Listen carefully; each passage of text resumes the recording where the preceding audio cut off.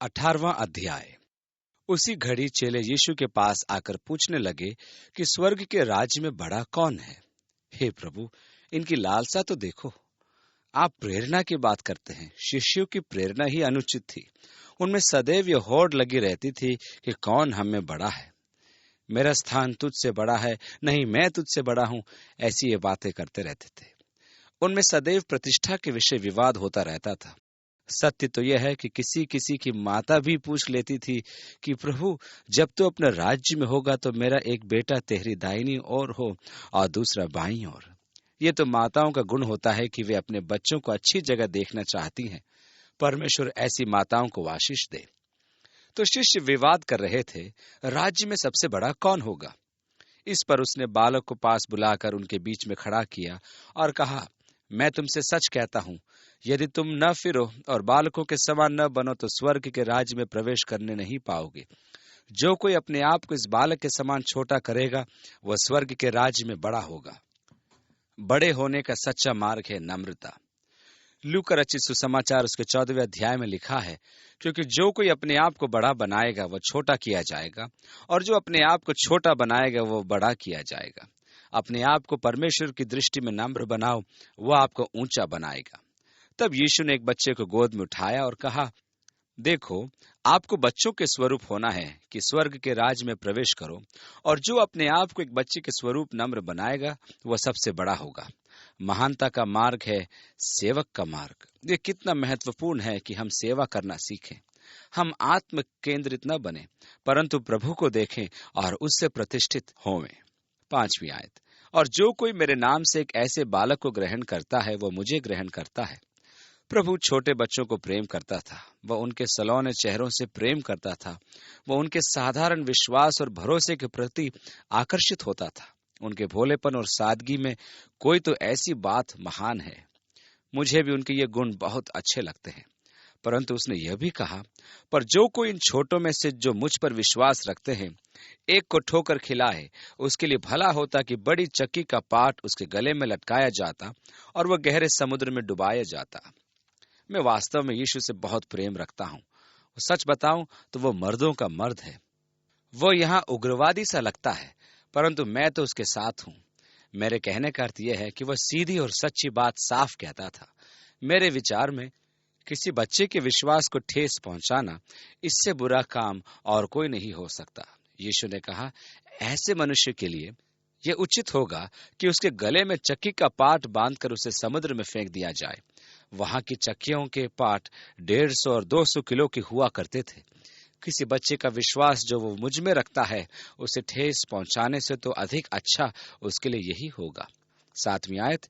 ठोकरों के कारण संसार पर हाय। ठोकरों का लगना अवश्य है, पर हाय उस मनुष्य पर जिसके द्वारा ठोकर लगती है।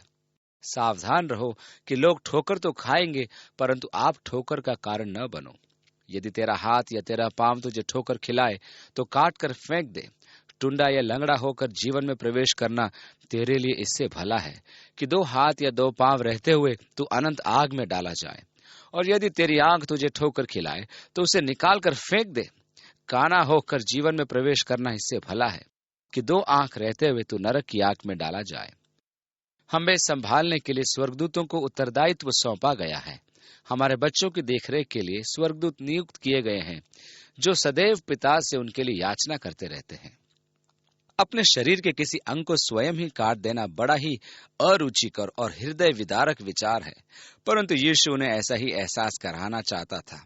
उसके कहने का अर्थ यह नहीं था कि वास्तव में हाथ काट दो या आंख निकाल दो, परंतु यह कि स्वर्ग के राज्य में प्रवेश करना कितना महत्वपूर्ण है, अपनी देह से भी ज्यादा महत्वपूर्ण। एक बड़े आकार का जंतु होता है जिसे कस्तूरी बंदर कहते हैं।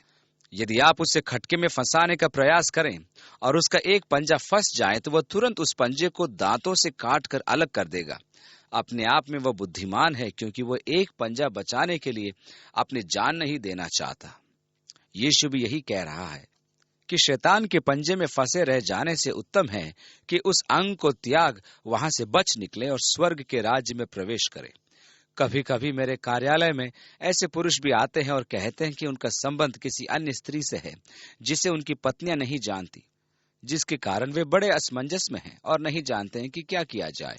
मैं तो उन्हें सीधा सा उत्तर देता हूं कि उस अंग को काट दो, इसी समय काट दो। भाई, नहीं काटना। मान लो मैं डॉक्टर हूं और आप मेरे पास आकर कहते हैं मेरी आंख में गिल्टी हो रही है और बहुत दर्द होता है। अब मैं यदि उस गिल्टी को निकालकर परीक्षण के लिए न भेजूं और ये ज्ञात न करूं कि क्या उसमें कैंसर है या नहीं, परंतु सिर्फ दर्द निवारक औषधियां आपको खाने के लिए कहूं, तो कुछ समय बाद आप मेरे विरुद्ध केस कर देंगे, क्योंकि ये बिल्कुल गलत है। मैं तो कहता हूं कि आप मेरे पास एक आत्मिक रोग से ग्रस्त होकर आए जो कैंसर से अधिक घातक है, और आत्मिक डॉक्टर होने के कारण मैं आपको यही परामर्श देता हूं कि तत्कालिक ऑपरेशन की आवश्यकता है, अन्यथा आपका जीवन नष्ट हो जाएगा। क्योंकि यदि पाप को छोड़ दिया जाए या सहन किया जाए तो ऐसा कदापि नहीं होना चाहिए। यीशु ने कहा, उस अंग को काट दो, क्योंकि जीवन में अपंग रहना संपूर्ण देह लेकर नरक में जाने से उत्तम है। 11वीं आयत, देखो तुम इन छोटों में से किसी को तुच्छ न जानना, क्योंकि मैं तुमसे कहता हूं कि स्वर्ग में उनके दूत मेरे स्वर्गीय पिता का मुंह हमेशा देखते हैं।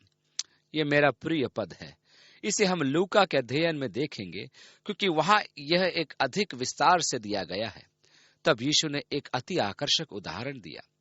तुम क्या समझते हो, यदि किसी मनुष्य की 100 भेड़ें हों और उनमें से एक भटक जाए, तो क्या 99 को छोड़कर और पहाड़ों पर जाकर उस भटकी हुई को न ढूंढेगा? और यदि ऐसा हो कि उसे पाए, तो मैं तुमसे सच कहता हूं कि वह उन 99 भेड़ों के लिए जो भटकी हुई नहीं थी इतना आनंद नहीं करेगा जितना कि इस भेड़ के लिए जो खो गई थी। ऐसा ही तुम्हारे पिता की जो स्वर्ग में है, यह इच्छा नहीं कि इन छोटों में से एक भी नाश हो। तुम्हारा पिता उनकी निगरानी करता है। उनके स्वर्गदूत उनके लिए पिता के समक्ष याचना करते रहते हैं। परमेश्वर कदापि नहीं चाहता कि वे नाश हो, इसलिए सावधान रहो कि परमेश्वर में उनका विश्वास तुम्हारे कारण ठोकर न खाए। यदि तेरा भाई अपराध करे तो जा और अकेले में बातचीत करके उसे समझा दे। यदि वह तेरी सुने तो तूने अपने भाई को साथ पा लिया है। कलीसिया में उठने वाले मतभेदों को समाप्त करने की विधि यही है। और यदि वह न सुने तो और 1-2 जन को अपने साथ ले जा, कि हर एक बात 2-3 गवाहों के मुख से ठहराई जाए। एक या दूसरे भाइयों को साथ ले जाकर मेल मिलाप कीजिए।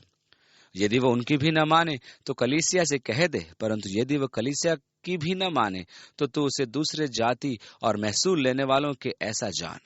मैं तुमसे सच कहता हूं, जो कुछ तुम पृथ्वी पर बांधोगे वह स्वर्ग में बंधेगा, और जो कुछ तुम पृथ्वी पर खोलोगे वह स्वर्ग में खुलेगा। फिर मैं तुमसे कहता हूं, यदि तुम में से 2 जन पृथ्वी पर किसी बात के लिए जिसे वे मांगे एक मन हो, तो वह मेरे पिता की ओर से जो स्वर्ग में है उनके लिए हो जाएगी। यीशु यहाँ बांधने और क्रियाशील करने के विषय में कहता है। यीशु परमेश्वर के कार्यों के क्रियाशील करने और शैतान के कार्यों को रोकने के लिए कह रहा है। हमारी अधिकांश प्रार्थनाएं व्यक्तिगत होती हैं, परंतु कुछ ऐसे विषय भी होते हैं जिनके लिए प्रार्थना की सहभागिता आवश्यक है। मैं तो यही कहूंगा कि आपका एक प्रार्थना सहभागी होना आवश्यक है। यदि आपके सामने कोई समस्या है तो आपके पास कोई हो जो आपके लिए प्रार्थना करे और आपके उस बोझ को उठाने में आपकी सहायता करे।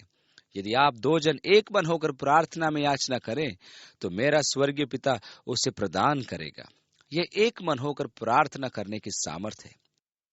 अब यीशु अपने 2 वरन 3 विचार प्रस्तुत करता है।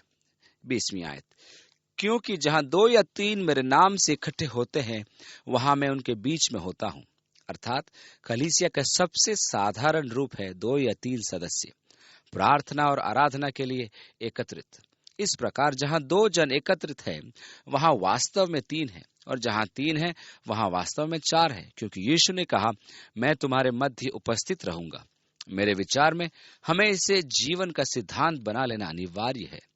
यीशु आज के प्रचारकों के जैसा नहीं है कि कहे, आज बहुत कम लोग आए हैं इसलिए मैं वहां जाकर प्रचार नहीं करूंगा। यीशु हमारे मध्य उपस्थित है, वह जनसंख्या को नहीं गिनता।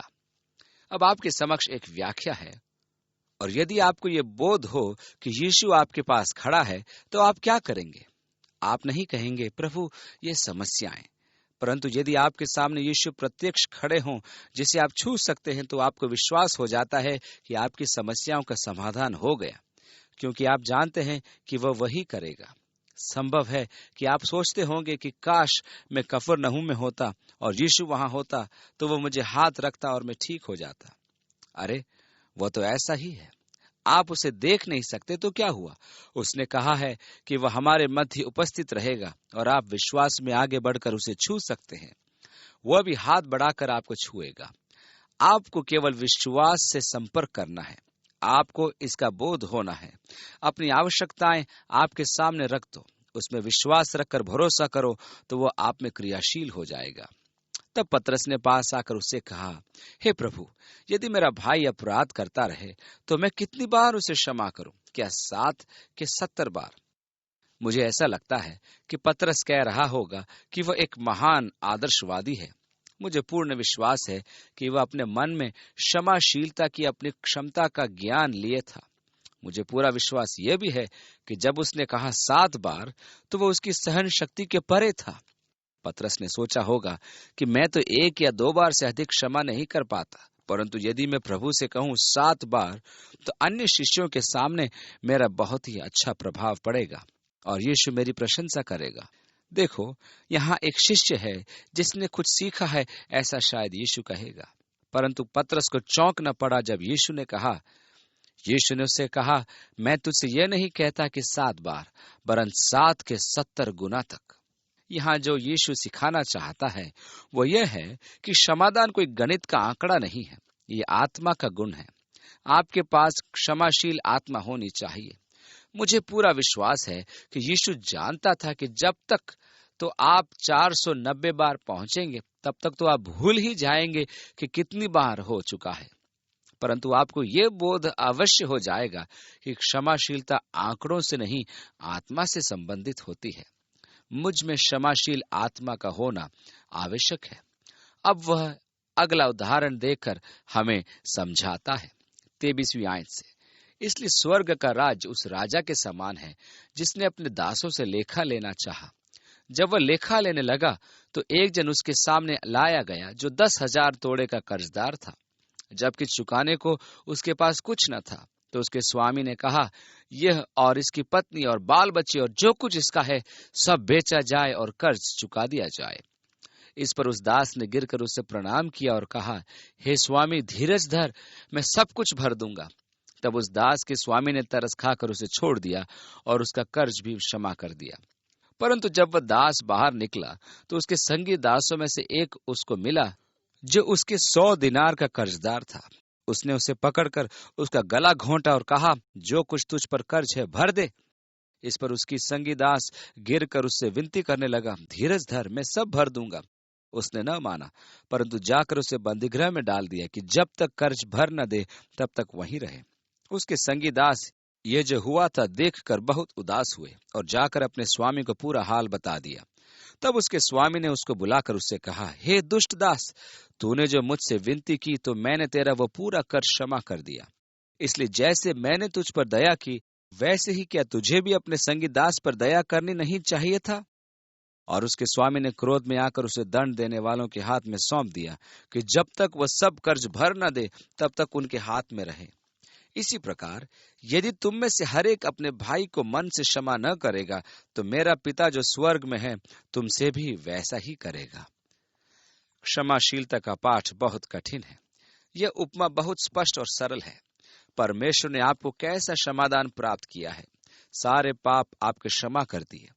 आप कौन होते हैं कि अपने भाई के विरुद्ध कोई शिकायत मन में रखें और उसकी किसी त्रुटि या बुराई को क्षमा न करें जो उसने आपके विरुद्ध में की। कटुता और क्षमा न करने वाली आत्मा को अपने में न बसाएं। यीशु ने कहा, यदि आप मन से किसी को क्षमा नहीं करते तो आपका स्वर्गीय पिता भी आपको क्षमा नहीं करेगा। ये कठिन काम है। आप कहेंगे, इसको जरा समझाइए, मैं इसकी व्याख्या नहीं कर सकता। आप यह भी कहेंगे, तब तो ये कर्मों पर आधारित है। मैं नहीं जानता कि यहाँ क्या है। मैं केवल ये जानता हूं कि मसीह यीशु का यह वचन है और आपको इस पर ध्यान देना है। प्रभु ने हमें कुछ करने की आज्ञा नहीं दी है, परंतु क्षमादान की सामर्थ्य हमको प्रदान की है। हमारी समस्या यह है कि हम क्षमा नहीं करना चाहते। प्रभु ने कहा, क्षमादान शब्दों तक सीमित नहीं हो। मैं आपको क्षमा करता हूं, परंतु यदि आपने फिर ऐसा किया तो देखना। कुछ लोग कहते हैं, मैं आपको क्षमा करता हूं परंतु मैं भूलूंगा नहीं। अन्य कहते हैं, मैं कटार को गाड़ देता हूं परंतु उसका हत्था बाहर रहने दूंगा कि समय आने पर उसे खींच कर निकाल लूं। सच्चा क्षमादान ऐसा क्षमादान नहीं है। क्षमादान मन से संबंधित होता है। यह परमेश्वर की आज्ञा है और यदि मैं चाहूंगा तो वह मुझे सामर्थ भी प्रदान करेगा। इसलिए मुझे प्रार्थना करनी है, हे प्रभु मुझे क्षमा का वो आत्मा प्रदान कर। हे प्रभु उनके व्यवहार से मेरा मन कड़वा न होने पाए। हे प्रभु मैं उनसे क्रोधित हूँ। हे प्रभु मैं इस बात पर अप्रसन्न हूँ और मैं उन्हें क्षमा कर नहीं पाता। मैं बदला लेना चाहता हूँ परंतु मैं जानता हूँ कि ये तेरी ओर से नहीं है। परमेश्वर मुझे क्षमा का आत्मा प्रदान कर। क्षमा को मेरे मन में रोपित कर। परमेश्वर इस कारण का निवारण कर।